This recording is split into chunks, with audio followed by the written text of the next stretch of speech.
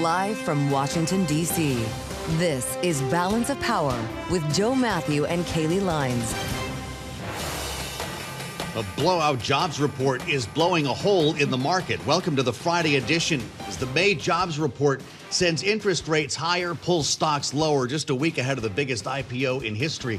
I'm Joe Mathieu alongside Kailey Leinz in Washington. President Trump, Kailey, wants lower interest rates, but the market is making a very different bet today. Yeah, the market instead is thinking that the Fed could hike rates by the end of this year because with the jobs data showing that at least that part of their dual mandate seems to be holding up okay, gives them a lot more room to focus on the other side of the mandate, which is inflation. The thing is, President Trump today argues on Truce Social that growth doesn't necessarily mean inflation, as he suggests stocks should be going up, not down, on the back of 172,000 non-farm payrolls. It's a huge number. The unemployment rate staying the same, but there are concerns here about what that means in terms of handcuffing the Fed or, in fact, prompting rate hikes, to your point, Kailey. And we're seeing real liquidation and some super high flyers of late that are pulling the indexes lower. It's not all being pulled out of the market, though. This rotation that we were seeing yesterday into some of the big banks, finance and healthcare, continues today. It's not looking good on the index level, however. Yeah, and not looking good for the AI trade. And of course, the AI trade and stocks associated with it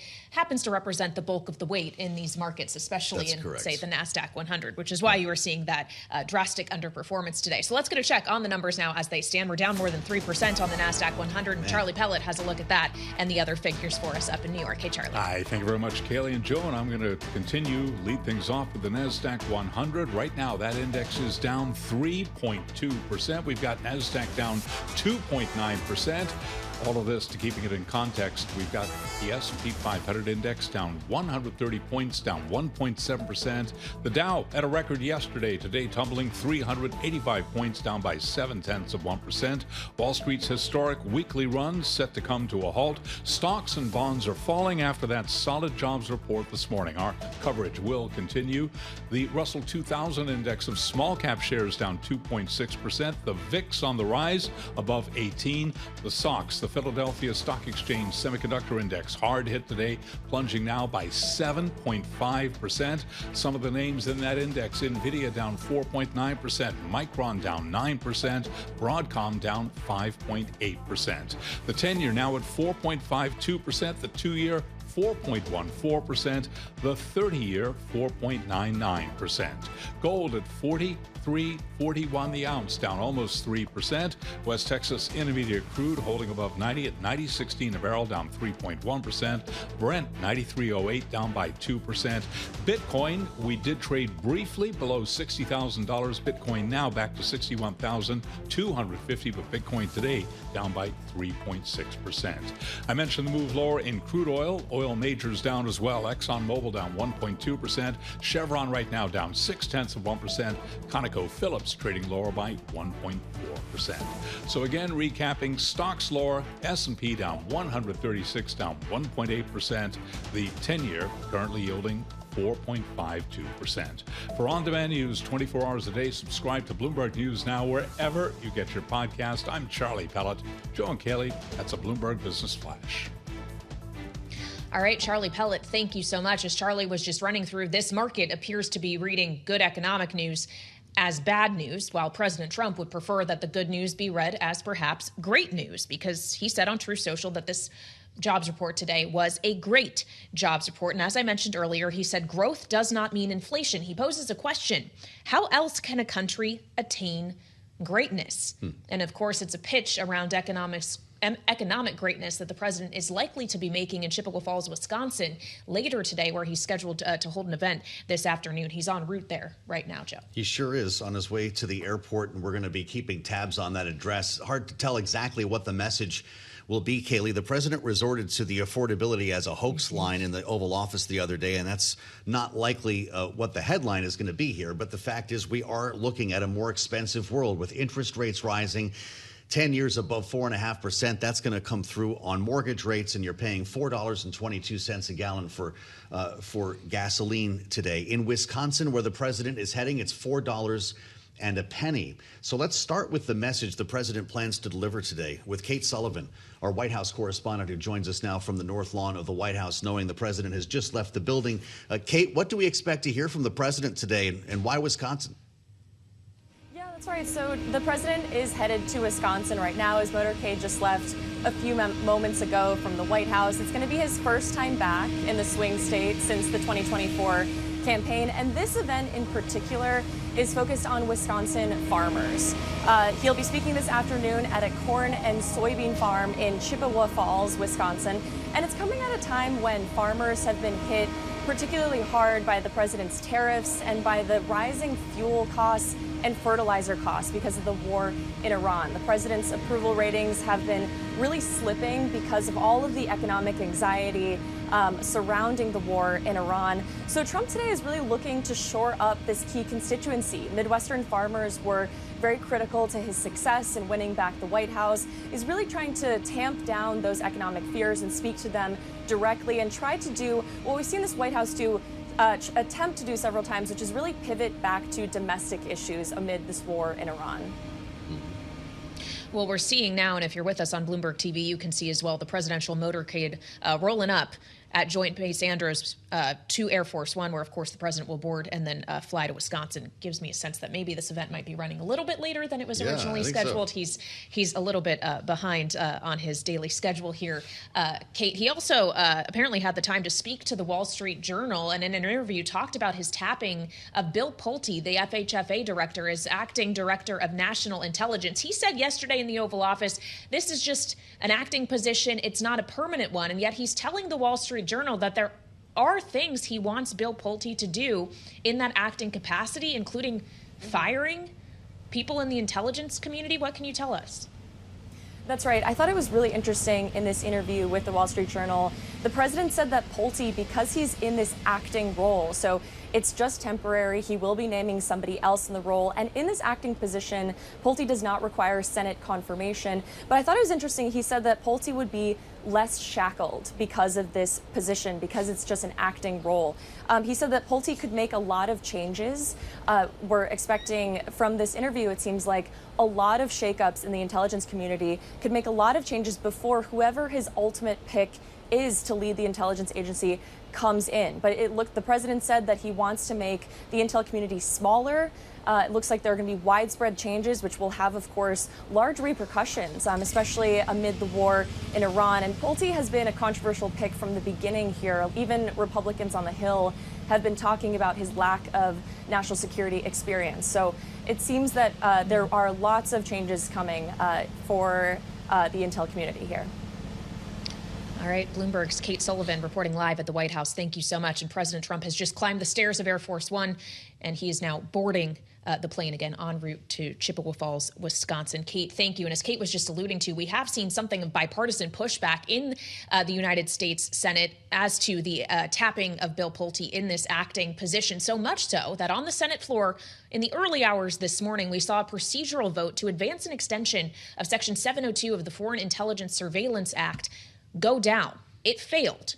The concern, of course, among Democrats and even some Republicans is extending these government spy powers, warrantless surveillance, if Bill Pulte could potentially abuse them. At least that is what they are saying. So let's get into this now with our political panel today. Jeanne Zaino, Bloomberg politics contributor, Democratic analyst, and democracy visiting fellow at Harvard Kennedy School's Ash Center is with us, alongside Marc Short, chair of Advancing American Freedom and former chief of staff to Vice President Mike Pence, also former director of legislative affairs in the first Trump White House. So Marc, on that note, I will come to you first. As the White House made, and President Trump specifically, a big miscalculation if it wants FISA extended in saying not just Bill Pulte serve in this acting role, but telling the Wall Street Journal that he wants Bill Pulte to reduce the size of our intelligence community?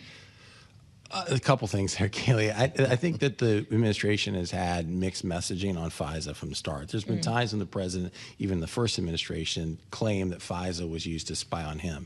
And even though I think there were abuses in as far as the oversight of what was happening in President Trump's campaign, that wasn't FISA. And so it's been mixed messaging. I don't know how enthusiastic they really are, so I don't think it's a priority.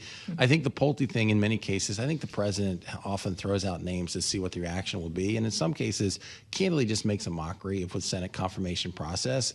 But then he takes the feedback and then pivots. And so the feedback is Pulte clearly is not going to get confirmed. So now I'm going to say, hey, Pulte, how about you go clean it out so then I can come forward with a more credible candidate afterward and have a smaller agency for that person to manage.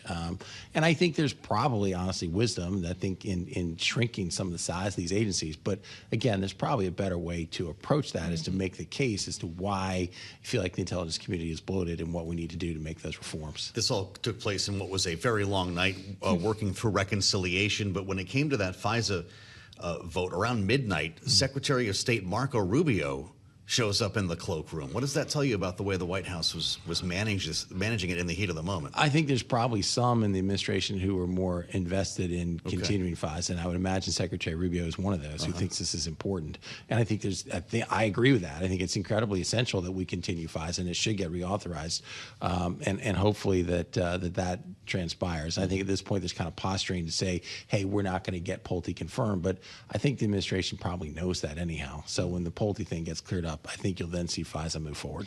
Okay, so does the Pulte thing, in your mind, Jeanne, have to be cleared up before the Senate will advance FISA? The deadline is June 12th. They're not working with that much time here. No, they're not. And it does have to be cleaned up. And I think, one thing that has been left unaddressed in this conversation is what the outgoing DNI was doing to curry favor with Donald Trump prior to leaving, which was going down to Georgia to address the 2020 campaign and election, which Donald Trump still believes was stolen, and really unprecedented for the DNI to be down there, and then to allow a conversation between the FBI agents on the scene and the President of the United States, as was reported. And so now we have her pushed out and leaving, and we have the replacement, somebody with absolutely no intelligence background whatsoever, but even more intent on currying favor with Donald Trump. And that has a lot of people concerned. I believe it's not just going to be about cleaning out the intelligence agency, which is enough. He's in there for 210 days. That gets us to late December, when he will be overseeing the nation's intelligence agencies through the midterm election. And there's nothing Donald Trump wants more than the GOP to win the election, or he will cry foul and interference. And that is the real concern here. That is what Donald Trump wants him to do as DNI. He has no intent on putting him up for a confirmation in the Senate. He doesn't even care about that. It is going to be about getting retribution, as Pulte has already been doing, and having a better place to do it from against his enemies, and also about crying foul if the Republicans don't do well in the midterm election. Well, after an 18-hour marathon vote-a-rama, Jeanne, the reconciliation plan passed.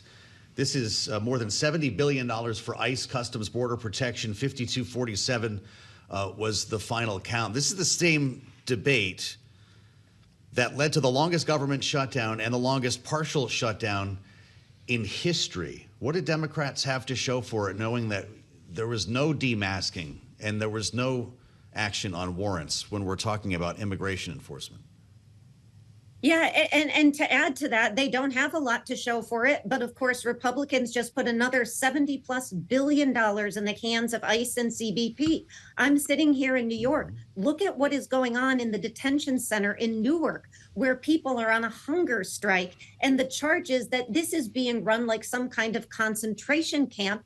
And if the administration wants to push back on that, you'd think they would allow transparency and allow the governor of New Jersey, the senators who are funding this thing, the Congress people funding this, to get into these detention centers and to see what is actually going on there. And yet they're doing everything they can to fight it. So I think Democrats were right to hold the line on this. They lost on the slush fund. Republicans want to go forward with it.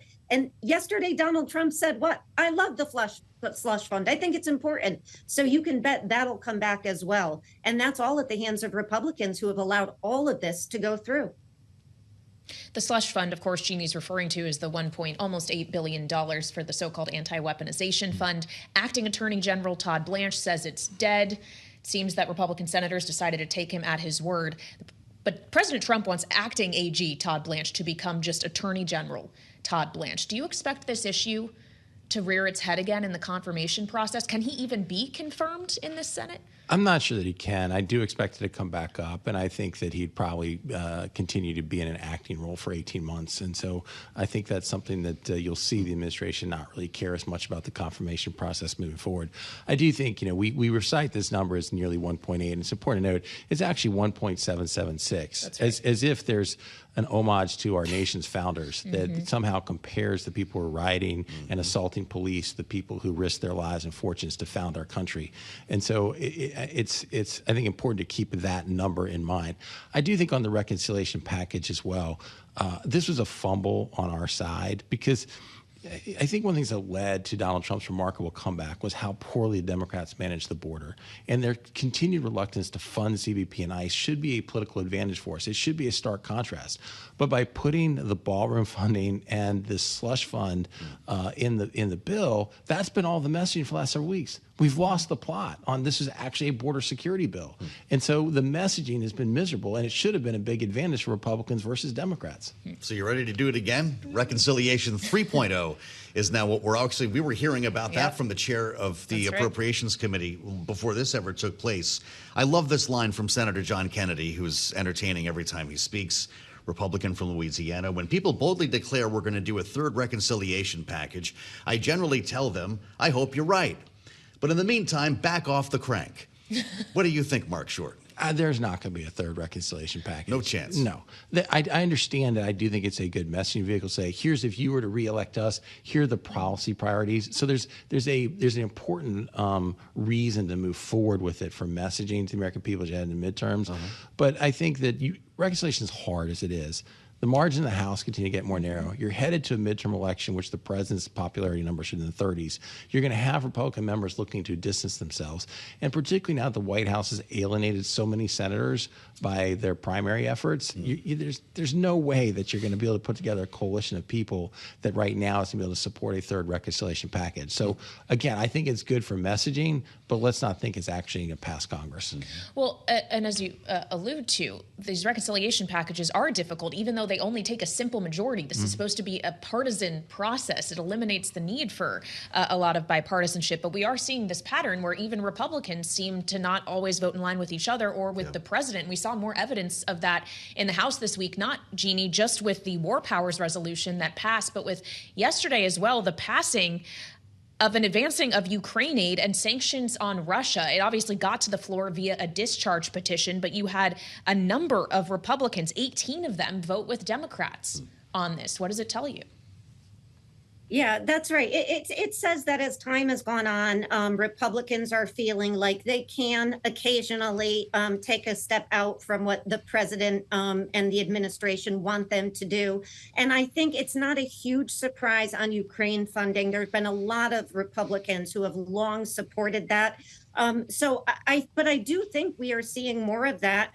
That's partly why the president didn't get his ballroom and he didn't get his slush fund, was because obviously Republicans who have control said they were going to put their foot down on those kinds of things. And, on this reconciliation 3.0, I agree with Marc. I don't think this thing is going to make any headway. But can you imagine what Donald Trump would throw into the mix if it was going forward? I mean, as of now, we've got ballrooms and slush funds. Yesterday, he's talking about promenades. I mean, I just can't imagine what he would throw into the 3.0, so there we go. I don't know. He's still got private funds for the ballroom, right? They're not stopping building that thing. Yeah. We'll find out together. Marc Short, Jeanne, Zaino, thank you both for weighing in. Great insights and a fascinating conversation every day here on Balance of Power. Alongside Kailey, Leinz, I'm Joe Mathieu. Stay with us with much more ahead on the Friday edition on Bloomberg TV and radio. It's 121 on Wall Street. We do check markets all day long here at Bloomberg. The Dow, the S&P, Nasdaq very much in the red. Hotter than expected jobs numbers have Wall Street selling off right to the numbers here because we got this historic weekly run coming to a halt. S&P down 140 right now. at 74.44. You recall earlier this week we were trading and closing above 7,600. Right now the S&P is down 1.8%. We've got the Dow retreating from yesterday's record, down 440 now, a drop there of just about 0.9%. To be sure, S&P very close to session lows. Nasdaq down 823 points. Had to pause to make sure that 800 number was correct. 822 points lower on Nasdaq. That is a decline right now of 3%. Nasdaq 100 index down 1,052 on the Nasdaq 100 index. That is a drop there of 3.4%. Fast-moving markets. Got to keep it locked into Bloomberg television and radio for the very latest. The SOX, the Philadelphia Semiconductor Stock Exchange Index, it is plunging by 7.8%. All of this with a VIX below 19 now. A 10-year at 4.53%, the 2-year 4.15%, and a 30-year 4.99%. Gold at $43.40 the ounce. Spot gold down 0.3%, down 3%. West Texas Intermediate crude 90 even a barrel, down 3.3%. Brent crude 92.87 a barrel, down by 2.3%. Bitcoin 60,864 was trading briefly below 60,000. Tech names hit hard. Among some of those names, Nvidia down 5%, Micron down 9.4%. Shares of Broadcom, they are down 5.2%. Advanced Micro Devices down by 9%. So again, recapping the equity numbers, big numbers to the downside. Nasdaq down 780 points now, down 2.9%. Nasdaq 100 index down 1,015 points. That is a decline right now of 3.3%. I'm Charlie Pellet, and that is a Bloomberg Business Flash. Well, Charlie just said it all. This is not a good day, and it does feel like we're going from rotation to outright sell-off, depending on where you're looking. There are still some green shoots in this market, but we are seeing new lows for the session. So we quickly want to bring in Nora Melinda for a little more color on this market. Bloomberg Markets correspondent. Nora, we've got a stronger than expected jobs report, got interest rates moving higher. Is there more to it than that as the markets anticipate higher rates? We're also coming off some challenging earnings, or at least the way they were interpreted. They were actually pretty impressive reports from the likes of Palo, CrowdStrike, Broadcom, but the reactions were severe.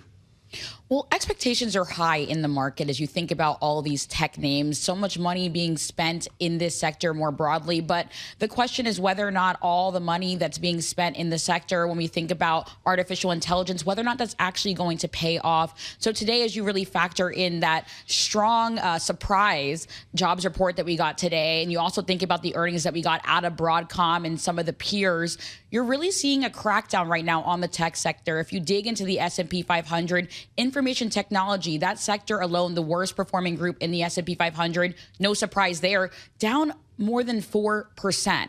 So what I'm hearing from my sources is, yes, we are seeing an acceleration of this sell-off, but it's really focused on the tech space. It's a rotation that we're seeing playing out right now because, as you mentioned just a bit earlier, we do still have some green shoots in this market, taking a look at consumer staples, healthcare. So you're seeing investors on Wall Street really rotating out of these high growth names that we're seeing in the tech space and really shifting towards some of those more defensive sectors. That's where you're really seeing some positive gains here in the market. Okay, so if we're seeing a market that is rotating out of tech and high growth areas, what's the appetite going to be for a more than $1 trillion, almost $2 trillion valued company in SpaceX when it debuts next week? And that's the question. We're just a week away from that. And there is a question as to whether or not what the appetite would look like, especially because SpaceX is not the only IPO that we have upcoming or expected from some of these names in the tech space. What I find to be particularly interesting when we think about the SpaceX IPO is the fact that Musk has reserved about 30% of SpaceX float for retail clients. Now, that's different when we think about the fact that it's usually Wall Street that gets a jump on IPOs like this. But the idea that we're seeing retail really having this space being reserved for them, it's really showing you about how the retail Main Street is really involved in some of these massive names that we're thinking about, specifically SpaceX, as we're thinking about this IPO coming next Friday. All right, Bloomberg Markets correspondent Nora Melinda, thank you so much for joining us. And of course, we're all looking forward to the debut of trading next Friday. But that's next Friday. this Friday is a jobs Friday. And obviously, while the market isn't necessarily taking the numbers well, the White House is trying to put a positive spin on it. This was the National Economic Council Director Kevin Hassett on Bloomberg earlier. We're getting positive jobs numbers because we've got high wage growth and native-born Americans are rushing into the labor market in droves. And so that negative story is gone. The Trump economy is surprising Wall Street analysts over and over again, and they need to maybe think about getting the supply side of their model fixed. If the Fed, pays close attention to the data and thinks about why it keeps surprising on the upside, them especially, and surprising on the downside on inflation. I mean, absent the Gulf issue, the inflation basically would be completely under control right now. For more, we turn to Christopher Smart, founder and managing partner of Arbroath Group and former special assistant to the president at the National Economic Council during the Obama administration. Christopher, welcome back to Bloomberg TV and radio. We heard Kevin Hassett there allude to high wage growth, and I'm not sure if you view the wage growth numbers today of 3.4% as being that high on a relative basis, at least relative to recent years, and especially considering where inflation is. Do you take confidence in this labor market from the strong headline number in terms of thinking of the overall economy, knowing that with the inflationary pressures still out there, there may be some headwinds on the ability to actually consume, even if you are employed? Well, Kailey, Joe, good to be with you. I think it is one of those moments where markets and analysts were clearly surprised by this number. I think, as Kevin Hassett pointed out, of all of the distribution of forecasts, this beat even the most optimistic forecasts. I'll pause and just say it's a little troubling to hear the administration keep focusing on native-born Americans and jobs for them rather than legal immigrants to this country, but I'll set that aside. I think they're enjoying a tailwind from corporate earnings that have been high, investment that has been good. I think you can sort of try and look through and separate out investment that is going into the AI boom versus things that may or may not be related to the president's tariffs and other immigration policies.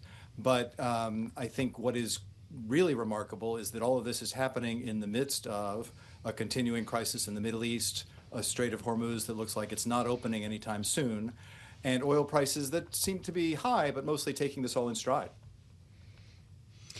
So I'm just curious how you're looking under the hood at this market. Christopher, it's great to see you.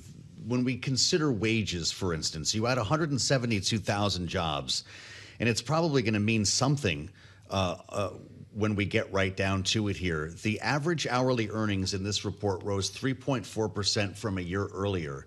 How much pressure could we see on wages rising to keep up with these trends? I think that's what everybody's going to be looking for very closely. I mean, on the other side of it, you've got wages that are increasing costs to companies.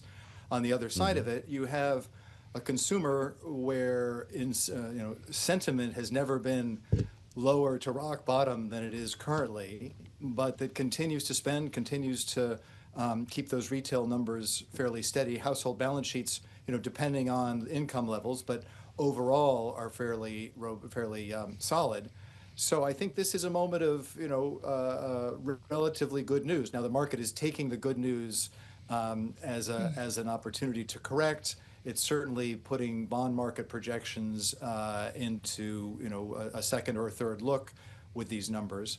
But I'll just add and say it probably makes Kevin Warsh's first Fed meeting in first few months a lot easier because the pressure is off him right now to make any cuts.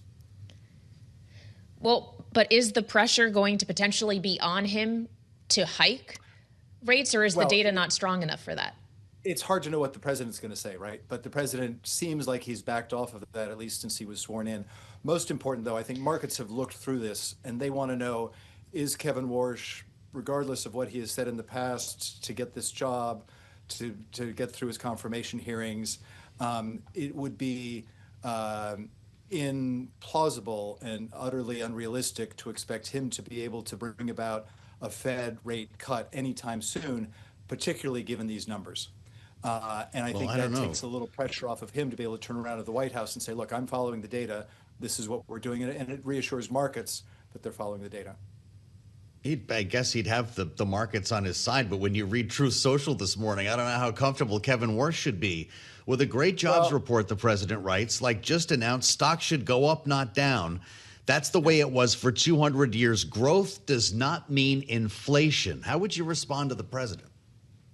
Well, I've been a portfolio manager for a long time, and when you start saying, oh gosh, the markets are just wrong, you really need to look in the mirror again and ask yourself if you've really understood what's going on right now. You know, the president has his own particular lens through all of this, of course, but I think if you are an investor today, you clearly see a price shock coming from the Middle East that may or may not last, but it's a shock that comes on top of inflationary pressures that we were still trying to wring out of the system. I don't think this is a moment for the Fed to hike right now in response to what's going on in the Middle East. It's really a moment to stand pat, to see how those dynamics play out, to see how the global balance of supply and demand really levels out in the next several months, even with the straits not opening again, or not opening much, because even if there's a deal, it's going to take a long time for them to reopen fully. And so if you're the Fed, this is a great time to be able to say, look, there's a lot going on right now. We're going to do nothing and get paid to do nothing.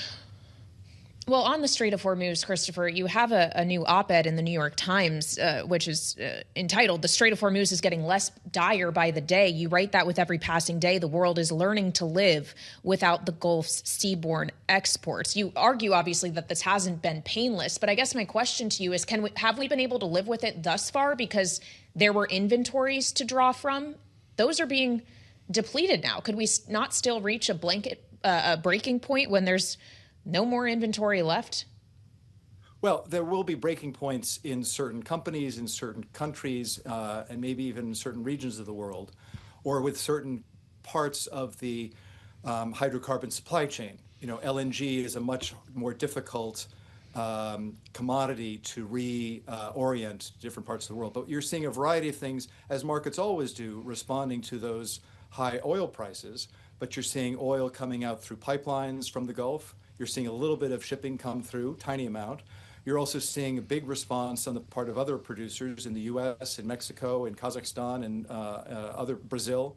And you're seeing some demand destruction in the sense that there are some rationing measures underway in Asia. So all of those things put together help you.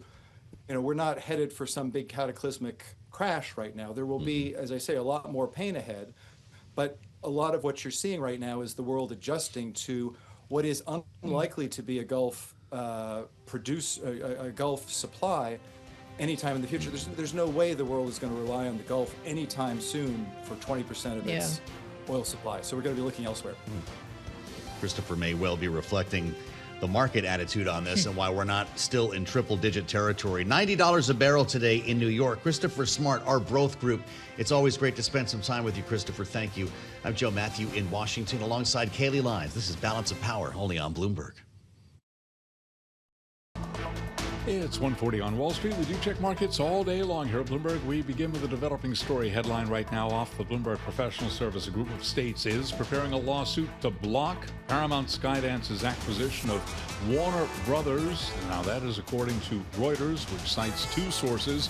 Shares are moving on that report. Warner Brothers Discovery down now by 2.3%. We got Paramount Skydance on a down day for the rest of the market. Right now, PSKY, it is tumbling by 7%. Wall Street's historic weekly run screeching to a halt. Stocks hitting by a tech sell-off and higher bond yields after this morning's solid jobs report added to bets that the Fed's next rate move will be a hike. S&P right now down 119. We are off the bottom, but still at 74.64. This in a week in which the S&P did close above 7,600 for the first time. Today, the S&P is down 1.6%. The Dow, after yesterday's record, down 360, down 0.7. Nasdaq Composite Index down 740 for Nasdaq, a drop right now of 2.8%. The Russell 2000 Index of small cap shares down 2.6%. The SOX, the Philadelphia Stock Exchange's Semiconductor Stock Index, down now by 7.3%. And the VIX on the rise, now just below 18. 10-year at 4.53%. The 2-year on this jobs Friday, 4.16%. The 30-year there, 4.99%. Gold selling off down $130 the ounce, down 2.9%. Right now we've got spot gold, $43.42 the ounce. West Texas Intermediate crude just above $90 a barrel, down 2.9%. Barrel of Brent, $93.12 the barrel, down 2%, and Bitcoin 60,800 on Bitcoin. It is down 4.2%, but it did break below the key $60,000 level. Again, recapping, S&P 500 index down 126, drop there of 1.7%. Briefly, one sports note: the Chicago Bears planning to leave Illinois and head to Indiana. After over 100 years, team intends to build a new stadium in Hammond, Indiana, with the exact site yet to be selected. Joe and Kailey, that is a Bloomberg Business Flash. I wonder if there might be a little negotiating going on there. Charlie, thank you very much. We've Charlie been through that in D.C. Yeah, that's true. Boy, Charlie's had a day, huh? This market's having a day. He'll be back at the top of the hour, 2 p.m. Eastern Time, with the latest read on stocks and bonds. Of course, a week from today, we're going to be talking about the biggest IPO ever. That's SpaceX. The appetite for all things space has been remarkable. We stopped down for all the launches around here. Getting a rocket off the ground, though, Kailey, is not always as easy as someone like Elon Musk might make it seem. As a matter of fact, there's this company, Launch on Demand, that's preparing to break ground later this year. With the massive race underway in Latin America, specifically when it comes to space infrastructure, where do you launch these things? Yeah, especially as we're seeing a widening in the commerciality of space, frankly. You want satellites up there. If SpaceX is to believe this is going to play a role in AI compute going forward, you need to have the places for all of that activity to originate, to get up to space. And this is something that they looked at in Wall Street Week this week, as Bloomberg's David Weston explored this, and how it's not just a race for companies like SpaceX and Blue Origin to vie for space, but it's actually maybe a little bit bigger than that when we think about a geopolitical space race and the competition between the U.S. and China. Listen. As Launch on Demand prepares to break ground later this year, a larger race is already underway in Latin America.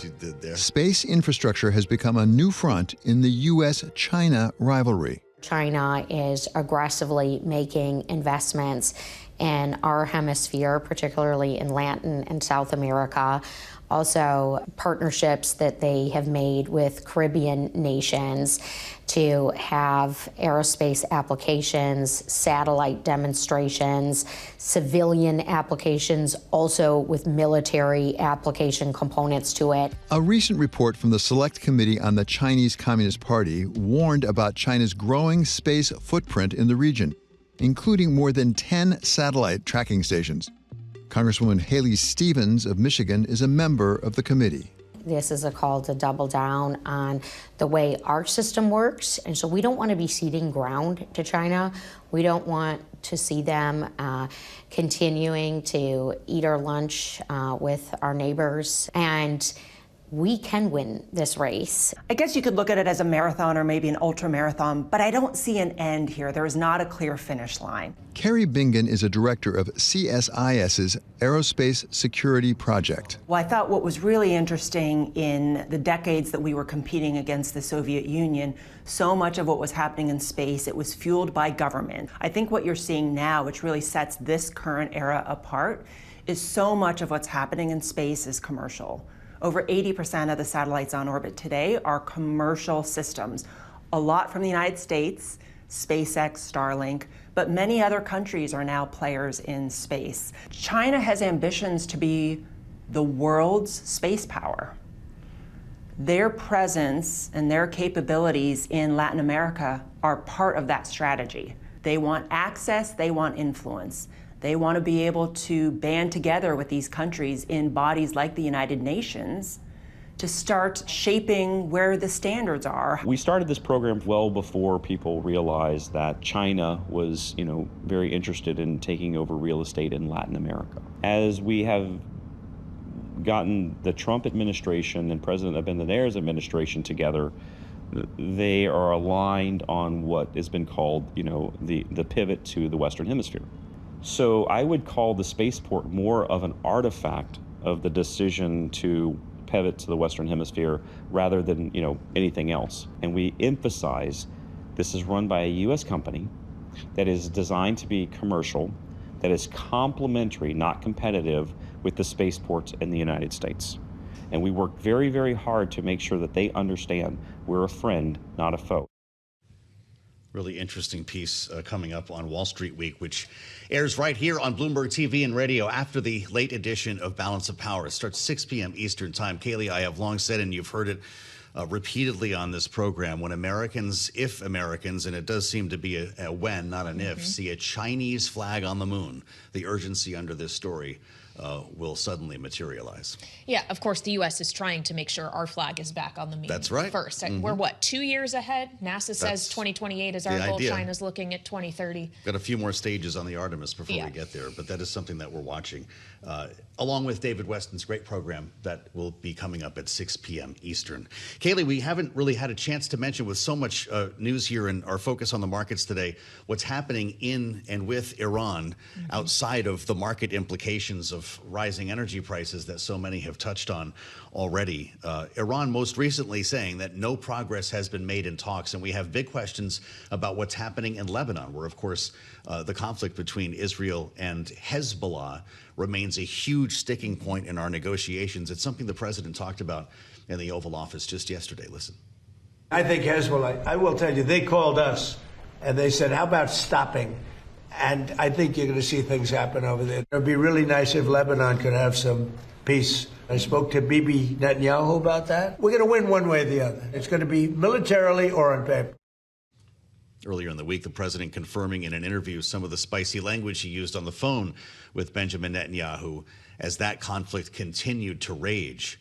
Little has changed, though, this week when it comes to talks between the U.S. and Iran, and that's where we start our conversation with Melissa Toufanian, the former senior advisor to the Secretary of State in the Biden administration, managing director at Navigator Research. Melissa, great to have you with us. Thanks for joining our conversation today on Bloomberg. We're going into another weekend here. There are questions about whether we should even be calling this a war. If it is a ceasefire, however, that's a curious word to use as we continue shooting at each other. What needs to develop in the next couple of days to see this not turn back into a real kinetic action, a real war between our two countries? Well, first, thank you so much for having me. And as far as what we need to see, it's serious diplomatic negotiations. It's the President Trump taking this seriously and the Iranians taking this seriously. As you said, we haven't seen progress. A lot of that hinges on the negotiations of what's going on with Lebanon between Hezbollah and Israel, because Iran has told us they're not willing to negotiate until there is a solution there. But really what I think is important, and I hope for President Trump to keep in mind, is when we think about President Trump's foreign policy. Last year, at around this time last year, his foreign policy, his approval rating was about 6 points underwater by Americans. And now when we look at how Americans feel about Trump's foreign policy, he's now underwater by 21 points. That's a 15-point drop over the last year alone. And it's really not surprising. Nearly every American is experiencing those increased oil and gas prices, whether it's when they're paying $6 per gallon at the pump or increased grocery prices due to those increased transportation costs. So Americans really want to see this war come to an end. I think they're desperate for a solution that will help alleviate their everyday costs. And so I think they're eager to see progress on these talks.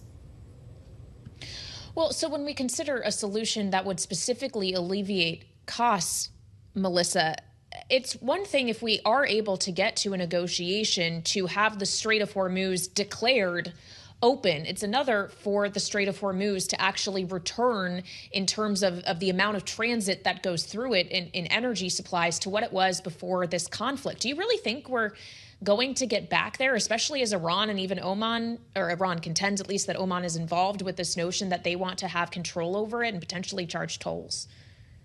I'm not optimistic. And I think you lay this out really well in the sense that what we are now negotiating over, what President Trump, on behalf of the United States, is now negotiating over, is to get back to where we were before this war started. We are now negotiating to try to reopen the Strait of Hormuz that was completely open. And what Iran has now gained in leverage is an understanding that it can block the Strait of Hormuz, that it has the control, whether, as you said, to impose tolls going forward, but also has the ability to keep a chokehold on the global economy by by closing the Strait of Hormuz, it has sent not only prices in the U.S., but prices for people around the world spiraling. And that causes tensions in so many different areas. It raises costs on so many different things. Obviously, fuel prices drive so much of the cost needed for everyday items when it comes to the transportation costs that have to be baked in there. So I think Iran has gained knowledge of leverage that it can use going forward.